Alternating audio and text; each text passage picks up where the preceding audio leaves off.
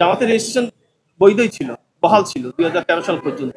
এবং রাজনৈতিক দল হিসেবে বাংলাদেশ জামায়াতে ইসলামের নিবন্ধন ফিরিয়ে দিতে নির্বাচন কমিশনকে নির্দেশ দিয়েছে আপিল বিভাগ।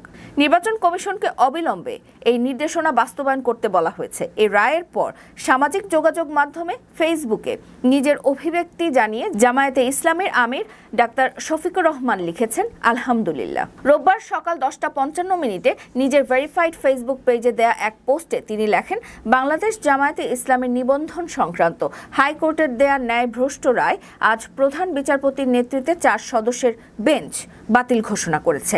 মহান রবের দরবারে নতশিরে শুকরিয়া আদায় করি, আলহামদুলিল্লাহ সুম্মা আলহামদুলিল্লাহ।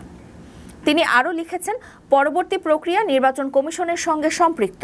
মহান রবের সাহায্য চাই, আমরা যেন দ্রুতই আমাদের পূর্ণ অধিকার ফিরে পাই, আমিন। এর আগে সকালে প্রধান বিচারপতি ডক্টর সৈয়দ রেফাত আহমেদের নেতৃত্বে 4 বিচারপতির আপিল বেঞ্চ রাজনৈতিক দল হিসেবে বাংলাদেশ জামায়াতে ইসলামের নিবন্ধন ফিরিয়ে দিতে নির্বাচন কমিশনকে নির্দেশ দেন।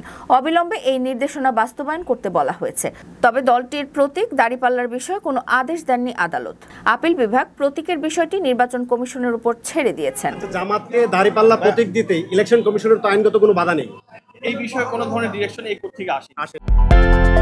বিদেশ থেকে প্রিয়জনকে উপহার পাঠান প্রবাসী শপের মাধ্যমে। যোগাযোগ করুন স্ক্রিনে দেওয়া নম্বরে।